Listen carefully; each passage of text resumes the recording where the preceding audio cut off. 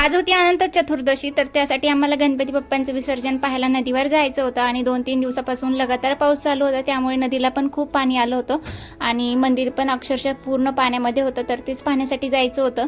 तर त्याआधी या ट्रॅफिकमधून रस्ता काढत आम्ही कसंबसं बाहेर आलो. तर नदीवर आल्यानंतर पाणी तर खूप कमी झालेलं होतं आणि 2-3 दिवसापासून जो पाऊस झाला होता त्यामध्ये हे मंदिर पूर्ण पाण्यामध्ये होतं आणि मी व्हिडिओमध्ये पाहिलं होतं.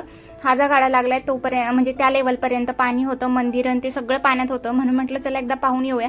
पण त्यानंतर आम्ही 2 दिवसांनी आलो, पण पाण्याची लेवल बरीचशी कमी झालेली होती आणि मंदिर पण पाण्याच्या बाहेर होतं.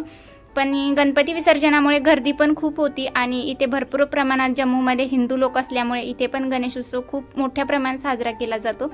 त्यानंतर मग आम्ही मस्त असं पाणी वगैरे पाहिलं, गणेश विसर्जन पाहिलं. त्यानंतर मग हे 10 दिवस इतके पटपट निघून जातात ना की गणपती बाप्पा येतात पण आणि 10 दिवस कसे जातात आनंदात ते पण काही समजत नाही. तर आज शेवटचा दिवस होता गणपती बाप्पांचा आणि सर्वजण त्यांना विसर्जन करण्यासाठी नदीवर आले होते. आणि इथे जम्मूमध्ये भरपूर हिंदू लोक राहतात, त्यामुळे इथे पण भरपूर जण गणपती बाप्पा बसवतात. त्यानंतर प्रत्येक कॅम्पचे वेगवेगळे गणपती बाप्पा असतात, त्यामुळे खूप जास्त गर्दी होती. आणि त्यानंतर नदीलाही पाणी थोडंसं कमी झालेलं होतं, नाहीतर त्या दिवशी पूर्ण हे मंदिर पाण्यामध्ये होतं. आणि त्यानंतर मग आम्ही लाडूला मार्केटला घेऊन गेलो. तिला काही शूज वगैरे घ्यायचे होते, तर तिला हे क्रॉक्स आवडले आणि मग ते घेऊन आम्ही घराकडे आलो.